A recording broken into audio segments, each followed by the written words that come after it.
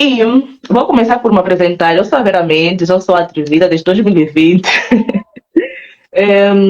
Nesse momento, eu trabalho com consultoria de carreira em Portugal e apoio profissionais que vêm de outros países, principalmente imigrantes, na busca de emprego ou a dar continuidade às suas carreiras cá.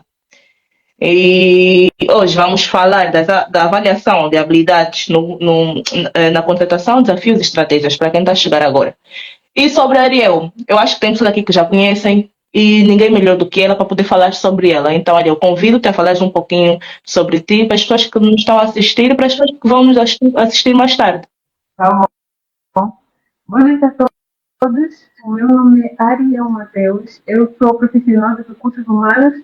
Eu trabalho com recursos humanos há sensivelmente 11 anos, com especialidade em recrutamento de solução e desenvolvimento de informação, recrutamento de solução.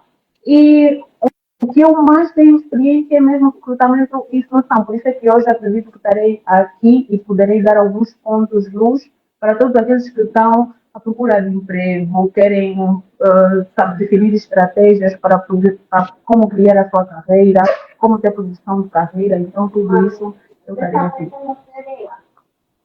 Certo. Então é isso. Aproveitem, porque vem dicas de ouro. Vamos aproveitar, sugar o máximo de informação com a Ariel, que ela tem muita informação, tem muita coisa para partilhar conosco. Eu estive a ver que a Ariel tem aqui um trajeto profissional, começou como secretária e hoje trabalha nessa área que ela gosta, sente-se mais realizada. Para dizer que acompanho a Ariel e eu tenho visto as postagens dela. Ariel, me diz uma coisa. O que é preciso, né? Qual é o conselho ou qual é a dica que dás para uma pessoa que está numa situação de dúvida sobre aquilo que vai fazer agora que terminou uma faculdade, visto que na faculdade não nos ensinam a fazer um currículo, na faculdade não nos ensinam a ir para o mercado de trabalho e procurar um trabalho. Qual é a dica principal que tu dás para essa pessoa que está nesse momento à procura de uma oportunidade? Vera, nesta fase de faculdade terminada, a primeira coisa que eu aconselho a fazer é a pessoa definir o que é que sabe fazer. Nós devemos sempre partir daí. O que é que nós sabemos fazer? O que é que nós somos bons a fazer? Todos os dias, periodicamente, você tem que saber definir aquilo que você sabe fazer, porque a partir daí você vai poder criar o seu plano de carreira, onde é que você se vê daqui a 5 anos, para onde você quer ir. Então, se nós não sabemos e nem conseguimos definir o que é que nós queremos, ou o que é que nós queremos, ou o que é que nós sabemos fazer, dificilmente nós vamos conseguir se encaixar. E acaba por ser aquelas situações de os por enquantos, que é algo que eu chamo muita atenção. É preciso ter muito cuidado com os por enquanto. Por enquanto vou criar um negócio. Por enquanto vou trabalhar na loja do meu filho. Por enquanto vou fazer um não sei o que, não sei o que. Quando dermos conta, a nossa vida toda passou e já foi uma vida feita de por enquanto. O por enquanto vou fazer. Então é mesmo necessário fazer essa autoavaliação a partir mesmo do ensino médio, definir, mas eu estou a estudar para quê? Ok, eu fiz uma licenciatura em Direito, mas para quê? Para quem? Eu estou a estudar para quem? É algo também que eu aconselho muito a fazer. Por exemplo, eu no meu trabalho, todos os anos, quando eu aceito uma proposta nova, eu vou para uma empresa nova, eu me pergunto diariamente, ok, mas esse trabalho é para quê? Eu estou a trabalhar para quê? Eu estou a fazer isso para quê? Qual é o meu plano a longo prazo? Então, são questões primordiais. Primeiro, você tem que saber o que, que você sabe fazer, o que, que você quer fazer. E daí conseguimos traçar aqui um plano de atuação. Ok. Agora, até que ponto o que eu sei fazer conseguimos transmitir no currículo como experiência de trabalho? Visto que eu terminei agora a minha formação, não tenho experiência, mas muitas das vagas que são disponibilizadas pedem um certo número de um certo tempo de experiência. Como é que eu vou transformar as minhas habilidades e competências numa experiência para ocupar determinado cargo? Ok.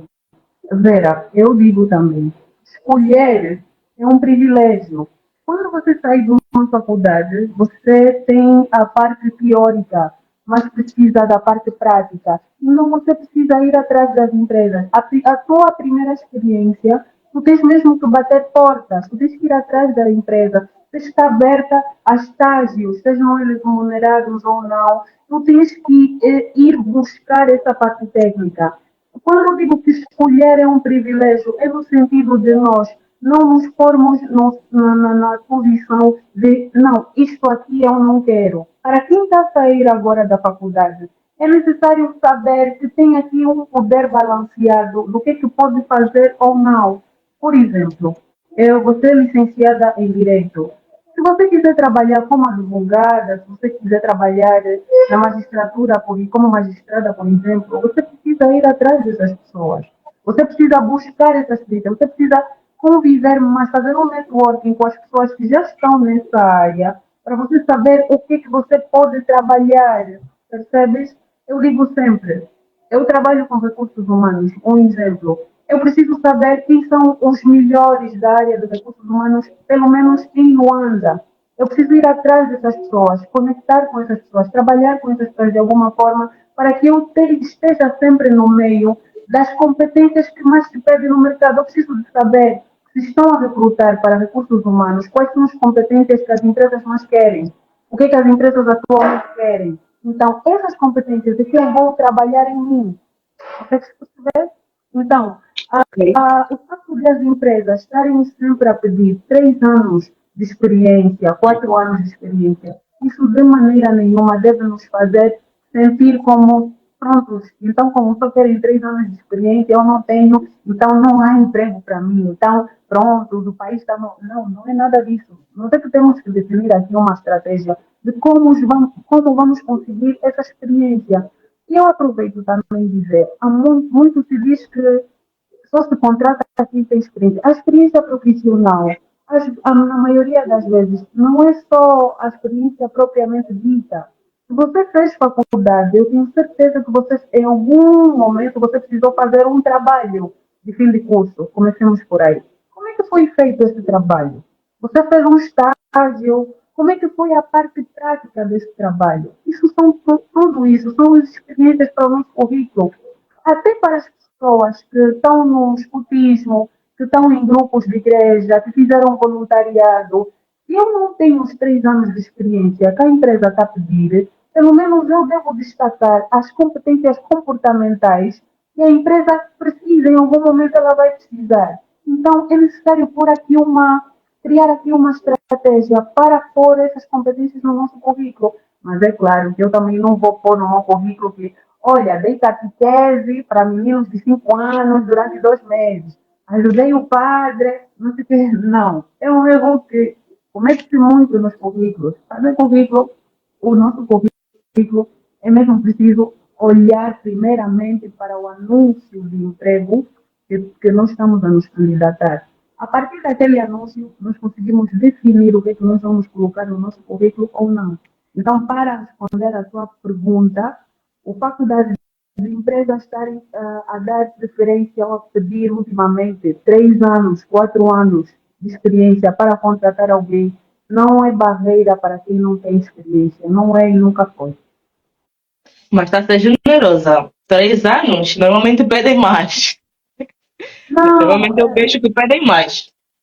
algo que também precisa se entender, Vera, é que existem vagas técnicas, existem mesmo vagas para sênior, mas igualmente também existem vagas para recém-licenciados. Olha, eu não quero me comprometer nem me vangloriar, mas, por exemplo, eu recruto muito recém-licenciados. Ok. Nós estamos sempre a recrutar recém-licenciados, então, se calhar também pode ser só que o ciclo onde nós estamos a encontrar essas vagas de emprego é que só tem muita vaga sênior. E o candidato precisa entender isso. Se você não tem nenhum ano de experiência, é claro que você não vai querer se candidatar para uma vaga onde querem 5 anos de empresa, 5 anos de experiência. Se a vaga pede 5 anos de experiência, então é uma vaga sênior. Uhum. Então procure as vagas para recém-licenciados, para júniores, e a categoria em que um recém-licenciado está. A Certo. ideia aqui é percebermos exatamente em que fase nós estamos. É aí que acaba por entrar a estratégia na busca de emprego, até porque eu também trabalho com isso. E é o que eu tenho dito. Antes de fazer uma candidatura, nós devemos avaliar a descrição da própria vaga. Porque tem vezes que a pessoa vê, por exemplo, eu sou formada em recursos humanos, veja uma vaga, estamos a recrutar um profissional de recursos humanos. E a pessoa simplesmente envia o currículo, mas não leu o descritivo da própria vaga. E que se calhar pedem coisas que eu não tenho. Aí acaba por ser mais uma candidatura que eu fiz e que possivelmente não vou ter resposta. E quando vou dar conta, já fiz mais de 10 candidaturas no dia e as 10 não tive respostas. E começo a pensar que o problema, afinal de contas, não gostam de mim, não foram com o meu currículo, ou não foram com a foto que eu meti no currículo, porque ainda existe também esse dilema entre meter ou não meter foto. E começamos a ver problemas, se calhar, onde não tem, quando nós estamos a pecar na estratégia de aplicar certas candidaturas. Agora, relativamente ao currículo, falando sobre as competências técnicas, Ariel, o que é que pesa mais na contratação? O que é técnico ou que são as minhas competências pessoais? Por exemplo, acredito que tem empresas que acabam por dar formação. Não seria mais fácil recrutar uma pessoa que tenha a capacidade de gerir conflitos, tenha a capacidade de organização, tenha a capacidade de gerir uma determinada função em relação a uma pessoa que tem um nível elevado de Excel e um nível elevado de Word? Ok. Porque Vera, isso ensina-se, né? Agora, eu comportar-me, acho que é algo que precisa de mais trabalho. O técnico pode se formar. nem todos. A empresa tem necessidade de competências técnicas, sim. É porque isso é um dilema que muito se perpetua no ambiente educativo. Eu posso aprender. Muitas vezes, nos processos de recrutamento, nós cruzamos, damos de cara com essas respostas. Não, eu não sei, mas eu posso aprender. A questão é que não se pode ensinar a 100 pessoas todos os dias. A empresa, em algum momento, em algumas áreas, precisa sim de ter pessoas que saibam fazer e como fazer. Agora, competências comportamentais também são importantes, sim, mas no final do dia, o que a empresa quer é resultados. E quem dá resultados são pessoas que sabem como a máquina funciona, pessoas que sabem como fazer. Então, se for para treinar, muitas das vezes algumas empresas vão preferir treinar as competências comportamentais do que treinar as competências propriamente técnicas. Consegues perceber? Ok? Então, o técnico dizer que a empresa deve recrutar mais pelo comportamental do que pelo técnico, não teria os resultados esperados no final do ano, porque o que toda empresa quer é vender, o que toda empresa quer é resultado. Então, precisa sim ter pessoas que saibam fazer, precisa sim de pessoas que saibam como a máquina funciona. Então, o técnico também é muito importante, ou melhor, é bastante importante.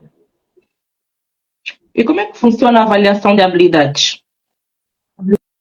Habilidades técnicas, Habilidades pessoais. habilidades pessoais no recrutamento é avaliado por testes psicotécnicos, testes de personalidade, a própria entrevista também. Já há formas de entrevista ou tipos de entrevistas que conseguimos sim identificar se aquela pessoa é uma pessoa que tem um ego muito inflado, se é uma pessoa que não trabalharia bem em ambiente de trabalho, se é uma pessoa que não lidera para os outros, que não sabe liderar. Então, tudo isso consegue sim avaliar-se na prestação que se faz. Ok. Ariel, sabemos que existem pessoas muito competentes e que infelizmente, sabe, olha, normalmente as pessoas são selecionadas e que infelizmente por algum nervosismo no momento da entrevista acabam por não mostrar ou acabam por não ter a oportunidade de venderem-se e mostrarem que são pessoas que estão preparadas para aquele determinado cargo. Como é que o profissional gere isso? Okay? Vera, todo profissional de RH está preparado para receber um candidato nervoso, com as mãos trêmulas. Nós estamos completamente preparados para isso. E é normal isso acontecer. E nós tentamos sempre passar, falo no meu caso, tento sempre passar ao candidato que não é por ele estar com as mãos trêmulas, não é por ele não conseguir falar, que isso vai pesar na avaliação dele. O que muitas vezes se faz é dar espaço para aquela pessoa se acalmar, criar um ambiente confortável para ela. E há casos onde a entrevista, a segunda, é marcada uma segunda fase para a entrevista. Há casos onde eu tive mesmo de esperar que a pessoa ficasse mais calma para prosseguir. Mas o que eu quero aqui responder e que fique patente é que isso em nada influencia na avaliação do candidato. Em nada, porque nós estamos preparados para isso. Estamos preparados para o candidato não sentir tanto medo, porque o RH acaba sempre por ter esse papel. As pessoas veem sempre o RH como assustador, nós estamos habituados, mas não estamos preparados para lidar com isso. Muito bem, parabenizo-te já por ser essa profissional que tem essa empatia, essa paciência, porque não são todos os profissionais de RH que têm a mesma facilidade de esperar e entender e tentar ver o que está a se passar com essa pessoa, até porque a pessoa foi selecionada, é porque demonstra que tem aí um perfil pretendido para determinada vaga. Falando em segunda fase, Ariel, nós queremos saber por que existem alguns processos seletivos muito demorados. Ah, ah, essa é a pergunta de 1 milhão no RH. Todo mundo quer saber isso. É assim, verdade. Para ter anúncios de emprego, que nós recebemos no mínimo 5.000 CVs. No mínimo. Aqui estamos a falar de um anúncio que foi colocado na sexta-feira, ou melhor, na quarta-feira, e hoje é sábado. 5.000 CVs. Então, fazer a triagem, a primeira triagem, entrevista-se aqueles candidatos. E muitas vezes, na primeira triagem, não se tem o resultado esperado. O que é que acontece? Há a necessidade de fazer uma segunda triagem. Há muitos. Um momento só, por favor. Ok. Eu sou mãe, então. Não pode. Está à vontade. Gabriel. À vontade. Você vai fazer barulho. Caladinho. Ok. Yeah. Eu sou mãe, conforme disse, me perdoe. Também sou. O meu filho só não apareceu aqui porque está lá na sala, porque senão ia estar aqui também. Exato, conforme eu estava a dizer, muitas vezes não se tem o resultado esperado na primeira triagem, então há necessidade de fazer mais uma, mais outra, até conseguir ter o resultado esperado. E também há indisponibilidade, por exemplo, o candidato selecionado não concordou com alguns termos do contrato, então é necessário avançar com outro, e assim sucessivamente. Por isso é que é difícil dizer que o recrutamento vai ser fechado em uma semana. Uhum. E nós notamos que há muito candidato, quando vai para a entrevista, já vai muito ansioso. E eu posso falar um bocadinho sobre isso? Sim. Exato. Conforme eu estava a dizer, o candidato. Preste atenção, agora vem um bom conteúdo, vamos ouvir bem. A entrevista deixa já o candidato muito ansioso. Por isso é que nós trabalhamos diariamente com muita responsabilidade quando é preciso, e nós aconselhamos sempre a ter muita responsabilidade, muito respeito quando se marca a entrevista com alguém.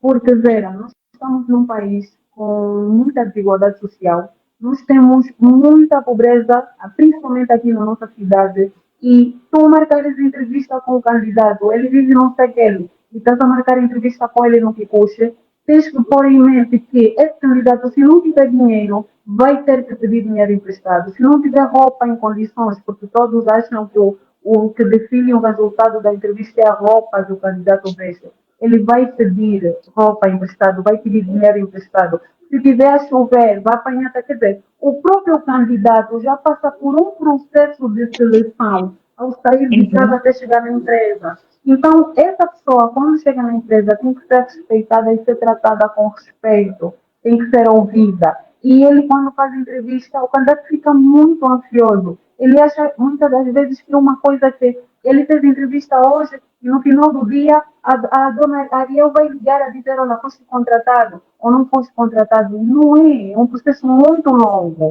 É preciso entrevistar, às vezes, 10 pessoas no mesmo dia, 30 pessoas na mesma semana. Então, gostaria para todos os candidatos que estão aqui a ouvir, aí que estão na busca de emprego, clarificar sobre isso. É preciso ter paz, estar calmo e acreditar que é mesmo um processo calmo, um processo longo. Se houvesse formas de fazer mais rápido, faríamos, mas não podemos trabalhar, não podemos contratar logo a primeira pessoa que nós vimos, ou o primeiro candidato que chegou. É mesmo um processo. Então, tenham mais calma, por favor, não odeiem o RH, e é mesmo um processo longo, é um processo longo, sim. Odiar a Ariel eu acho que é um pouco difícil, mas existem profissionais de RH que deixam o entrevistador constrangido. Isso é bem verdade. Nós tipo, não estamos aqui para falar mal dos profissionais. Estamos aqui para tentar vermos estratégias e conseguirmos ultrapassar certos obstáculos até o nosso objetivo.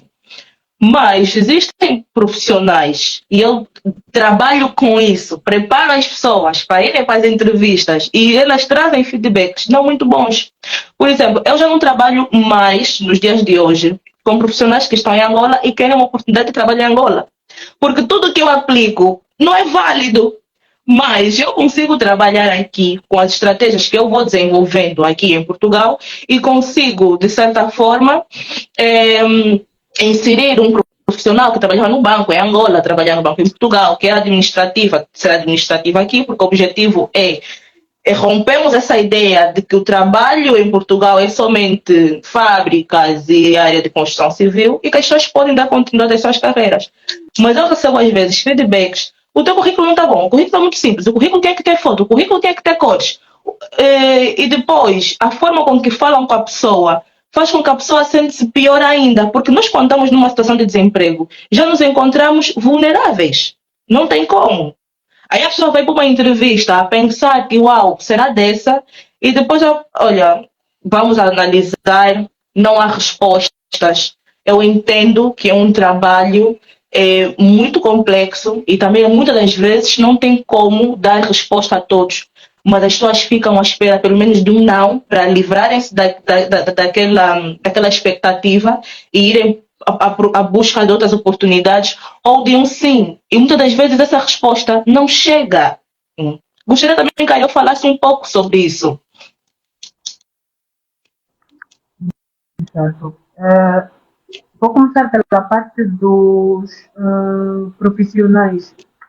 Vera, há essas falhas todas nos processos de recrutamento, principalmente aqui na nossa Angola, no nosso país, porque nem todo o RH é, na verdade, um profissional de RH, principalmente porque nós temos muitas microempresas e às vezes o que acontece? O RH numa microempresa é o pagamento de salário, simplesmente.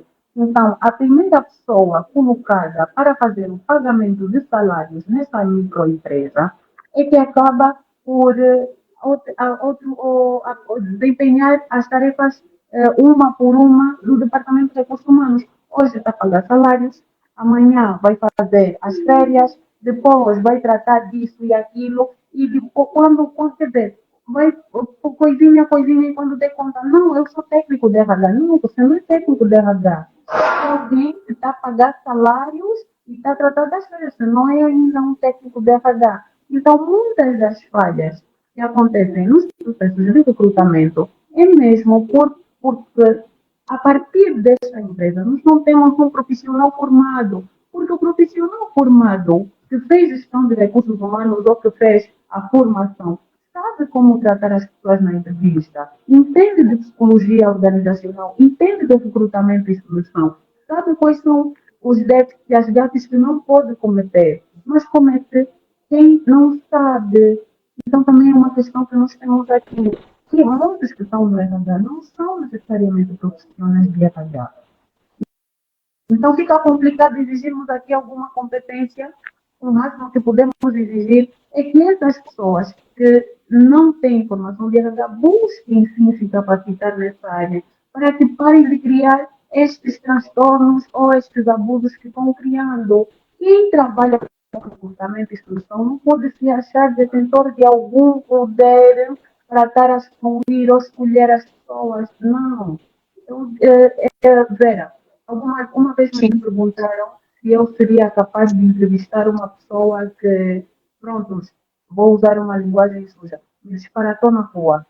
E eu digo que sim, eu posso ter todos os problemas do mundo com alguém na rua, mas se amanhã eu cruzar desesperada no escritório porque ela tem uma entrevista marcada comigo, eu vou entrevistá-la, eu vou entrevistar e vou avaliar, porque tudo aquilo que acontece lá fora não pode me afetar de tal forma que eu me sinta no direito de prejudicar o futuro dessa pessoa. E esse é o trabalho do profissional de RH. Nós somos convidados a trabalhar de forma neutra e imparcial todos os dias todos e saber que hoje aquele candidato está no lugar que um dia nós tivemos. E falaste muito bem no princípio do como foi o trajeto da minha carreira e muitas vezes eu consigo ter mais empatia com os candidatos porque um dia também fui uma candidata, um dia também bati em empresas, bati a porta de empresas, busquei experiência, fiz muitas e muitas entrevistas, então consigo aqui sentir o que eles sentem atualmente. Por isso é que de mim eu não consigo tratar as pessoas de forma rude. Não consigo me sentir, não, mas eu sou diretora de RH, então eu aqui decido quem entra, quem não entra. Eu não consigo ter essa postura, porque um dia eu já estive do outro lado e sei como é que é cansativo. Então parte muito por isso.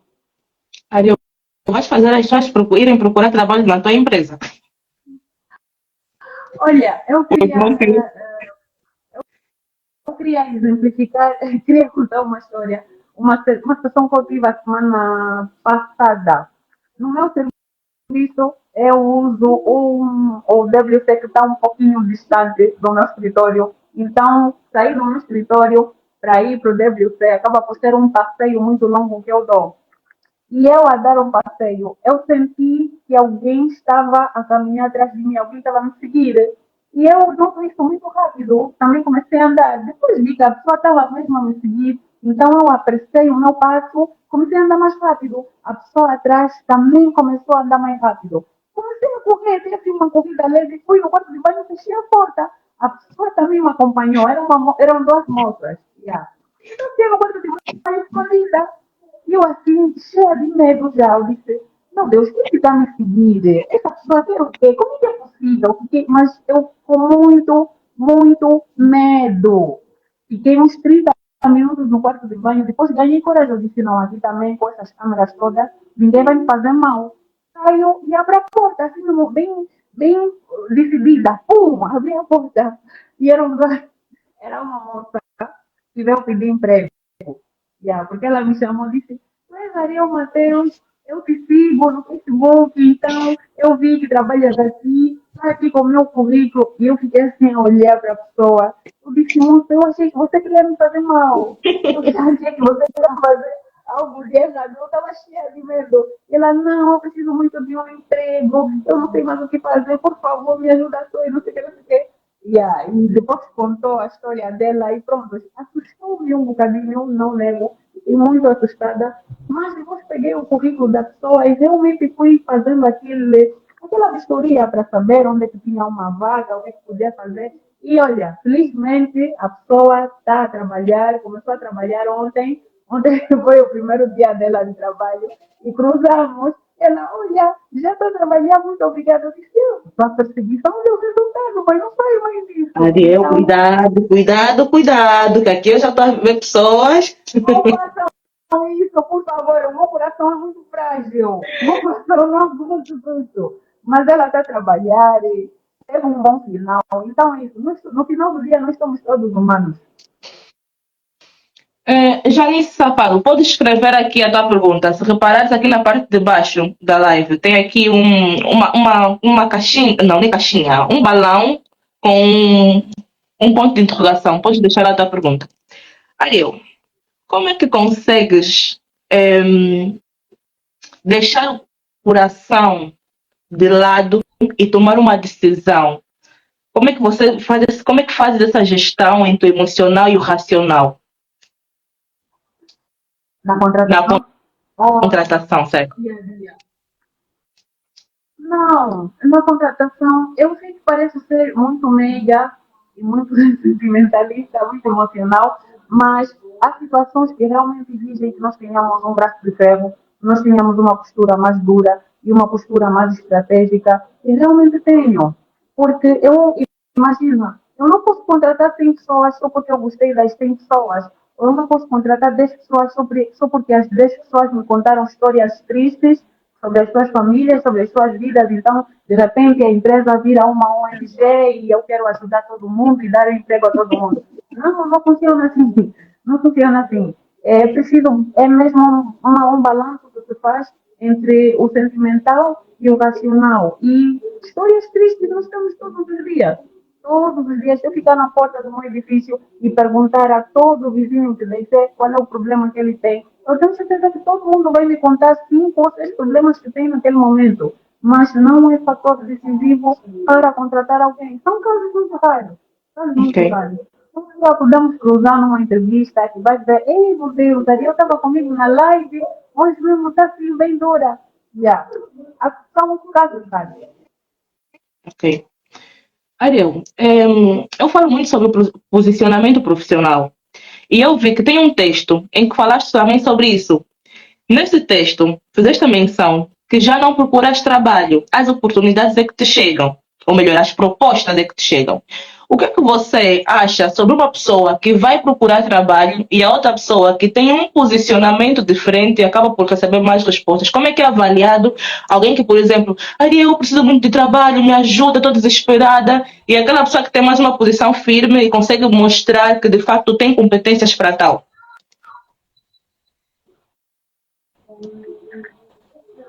Pode repetir? A minha pergunta foi muito voltado ao Então, são com falha. sim, Eu não consegui positivo. perceber a qualidade do texto. Vamos a falar sobre a senhora que foi ter contigo e apresentou o currículo. E muitas das vezes fala sobre o posicionamento profissional. As pessoas têm que ter um posicionamento, olhando um pouco para a rede profissional, que é o LinkedIn, as pessoas têm que ter um posicionamento em que possam receber algumas propostas de trabalho. Ela viu o teu perfil é muito bom, gostei do teu currículo, gostaria de te apresentar aqui uma proposta. Ou aquelas pessoas que têm aí o símbolo do Open to Work e estão aí atrás das pessoas, olha, quero um trabalho, eu estou muito aflita. Como é que nós conseguimos gerir essas duas situações? Aflição, não. Se formos para falar de uma forma mais estratégica, a aflição não funciona. Por quê? Porque quando nós já nos colocamos no lugar do preciso muito, então você precisa tanto que você precisa de qualquer coisa. Existe diferença. Se você está numa situação que você já está há um ano parado, por exemplo, um ano parado, em casa, sem emprego, aí você sim pode bater portas de todas as maneiras, e porque cada necessidade é uma necessidade. Mas quando você ainda está dentro de um emprego e o que você quer é recolocação, então a aflição não funciona muito. Porque a questão se põe no lugar de que, conforme eu disse, qualquer coisa serve e nós não podemos trabalhar no mercado de trabalho, não podemos se ingrar, não podemos esperar se ingrar no mercado de trabalho com qualquer coisa serve. Não. E é preciso ter noção também, Vera, que existe diferença de perfis. O Mariel Mateus é alguém que já trabalha com recursos humanos há 11 anos. Então, se uma empresa hoje me oferece menos do que eu tenho atualmente, é claro que eu vou dizer não. Se uma empresa me liga, já teve casos assim, olha, tu tens uma entrevista amanhã às 8 horas e não me deu antecedência para eu gerir a minha agenda. Eu posso me sentir no direito e me sinto de dizer, não, eu não vou na sua entrevista. Ah, não, eu posso te contratar e posso te pagar metade do que ganhas atualmente, mas daqui a um tempo, que é uma certeza muito usada, daqui a um tempo, e vai. Não, eu estou numa posição, Vera, que eu posso livremente decidir o que eu quero aceitar, porque já aqui o nível que eu consegui conquistar. Mas para quem ainda não tem essa equivalência, não pode se colocar nessa posição, tem mesmo que bater portas, tem mesmo que ir atrás, tem mesmo que colocar lá no LinkedIn, Open Word, tem mesmo que fazer textos estratégicos todos os dias a dizer olha, eu sei fazer um bocadinho daqui, eu consigo, eu não sei o quê. Tem que mostrar, tem que ser visto, tem que ser notado. E quando digo que eu não vou a entrevistas, é um bocadinho de que é o resultado da valorização profissional que dei a mim mesma. Porque eu não posso estar mais, por exemplo, numa fila, na sala de espera, 30 pessoas, debaixo do sol, e eu lá também, assim, no banco, à espera, porque tenho entrevista. Não, o meu perfil me permite que eu te mande o meu currículo e você analise se você quer avançar ou não. Ou então que você veja o meu perfil e você decida me fazer uma proposta. E acontece muito. Periodicamente acabo sempre por receber uma proposta aqui, uma proposta aí, mas tudo isso fruto da valorização profissional que eu tenho. Então são níveis diferentes. É preciso percebermos, é aquela conversa do início, perceber onde é que nós estamos, em que fase nós estamos. E não querer ter, por exemplo, uma valorização de um sênior de 10 anos, quando se calhar nem 2 anos ou 5 anos de experiência de mercado você tem. Sabes? Certo. Agora, vou fazer aqui algumas perguntas sobre o currículo, visto que esse é o documento, então, que nos apresenta o recrutador, é o primeiro contato que o recrutador tem conosco. Eu gostaria que desse aqui algumas dicas sobre a elaboração do currículo e falasses um pouco o que é que, afinal de contas, vale para o currículo, o layout, a imagem ou o conteúdo. Oh, exato. Layout zero. Eu não quero recrutar alguém porque tem um currículo bonito, azul, com flores. Olha, já agora um currículo cor-de-rosa. Não façam. É só um teste que eu fiz. Não, é o conteúdo. Vera, o teu currículo poderia ser só mesmo todo ele em branco, mas com um conteúdo excepcional, excelente, e você passaria. O nosso bilhete de identidade é o nosso currículo. E diariamente estamos a falar de como deve ser um currículo, o que deve ter ou não. E diariamente nós recebemos currículos com os mesmos erros, com os mesmos erros. Primeiro erro, a data de nascimento. Você está colocando a data de nascimento no currículo para quê? Segundo erro, endereço. Vivo na centralidade do Quilamba, no bloco X, apartamento 12, porta não sei lá que. Para quê? Terceiro erro, o nome dos pais. Eu vou colocar o nome dos meus pais no currículo para quê? Quarto erro, experiência profissional, quando tem, né? Trabalhei 2 meses na empresa Oliveira Ligeiro. Trabalhei 6 meses na empresa Gingordo. Trabalhei 12 meses na gráfica XX. Trabalhei 2 anos. Isso não é experiência profissional. Você não está me contando a sua experiência profissional.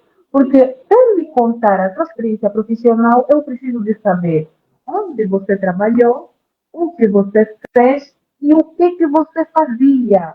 Então, aquela descrição de tarefas que você fazia na empresa, na gráfica, no Clube S, onde quer que seja que você trabalhou, você precisa colocar no currículo. Porque se eu estou a recrutar alguém, estou a recrutar uma assistente administrativa, eu preciso de saber que você tem domínio das tarefas de uma assistente administrativa. E como é que eu vou saber isso? Olhando o seu currículo. Então é aí onde muitos candidatos falham. Eles só colocam, trabalhei no sítio X, 6 meses. Trabalhei no sítio 3 meses. Não, você precisa detalhar mesmo.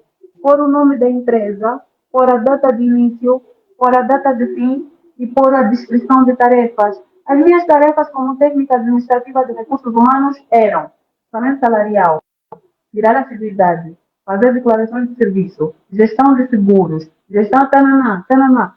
Todas as tarefas você põe lá. Aquilo que você fazia, tudo você vai colocar no currículo. Então, muitos não colocam. E isso pesa também na avaliação. Porque alguém vai olhar o teu currículo e vai dizer, oh, mas tudo aquilo que eu estou a recrutar, ele não sabe fazer, então não quero esse currículo, mas passa o currículo de lado. E é por isso que muitos não passam no processo de seleção. Certo. Sabe de tudo. Certo. Ele acaba por nos eliminar, se calhar és uma profissional perfeita, boa mesmo, traz aí, tens experiência, mas se o teu currículo não te vende, então não tem como, esquece. Eu, por acaso, tenho recebido vários currículos com filiação e a morada completa. E uma das coisas que eu pergunto, que eu falo, tu envias o currículo para várias pessoas, às vezes pedes ajuda. Não tens medo de passar os teus dados pessoais? Isso também é um pouco sobre proteção, né? Nós que temos assim de preservação, um currículo gira por muitas empresas, por muita gente. Aí, quando o candidato está nessa sede de que só quer um emprego, aí qualquer vaga, já foi, já foi, já foi. Ficaria um dia mandou um currículo para umas 50 pessoas. Então, mas o instinto de preservação, onde é que está? Então, é preciso também termos isso, preservarmos os nossos dados pessoais e também a nossa informação. É preciso ter atenção a tudo isso. O segredo é mesmo só o nosso currículo. A forma como fazemos o nosso currículo dita o nosso futuro nas entrevistas de emprego, nos processos de recrutamento e seleção. Se você melhora o seu currículo, você vai ver que daqui em diante, em 10 candidaturas que você manda, 5 vão te chamar para a entrevista. Em 8 candidaturas que você manda, 4 vão te chamar para a entrevista. O segredo é o currículo.